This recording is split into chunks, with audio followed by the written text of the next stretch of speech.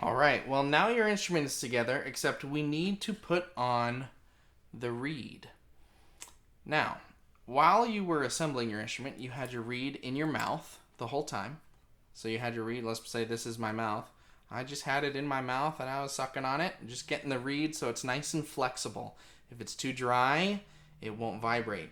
So, and I do that before I assemble my instrument, so that way by the time my instrument's together, it's been in there for a little bit. Now, I don't really like to put my reed on with the full instrument all together. Sometimes as you get better, that's an easy thing to do, but I actually like to put my reed on just the mouthpiece, maybe the mouthpiece and the barrel. So there's a few ways to do this. First and most importantly, look at this reed. You see how thin that is? Man, that thing is so thin, and it's very fragile.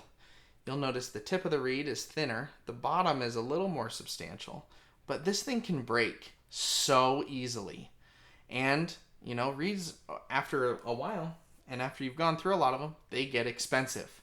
So you want to take really good care of your reeds. Don't let them break. Don't break your reeds. Don't chip them on your teeth.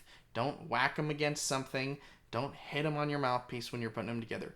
Treat this like it's the most fragile thing you've ever touched. Okay? Now, some people like to take the ligature off, put the reed on the mouthpiece, and then slide this over the top. I don't like that because you could damage the reed that way. So this is the way I like to do it. I leave my ligature on, I loosen it up so it's nice and loose. And then you can see I have the opening right here. I take my reed, and there's a curved side and there's a flat side. You can see this is my flat side right here. The flat side of the reed goes against this flat part of the mouthpiece right here. So what I do is I hold the barrel and I lift this ligature up a little bit so there's more space right here. And I take the thick end and I put that through right here, and it just lays flat against the mouthpiece, and then I'll bring the ligature down. Now there's a couple things you want to do. If you were to play your reed like this, that wouldn't be good. It's all crooked. It's not on straight. And you see that big gap? That's going to get a lot of air to go through, and that would be bad. So you want to make sure you line up your reed straight on the mouthpiece.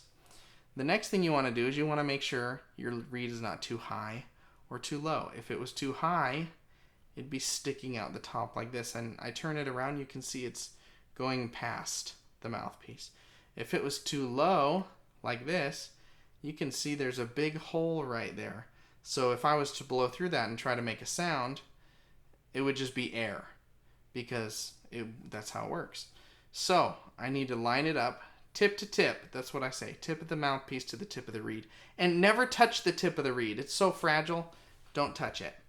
And then I loosen my ligature. I make it on straight. I go tip to tip.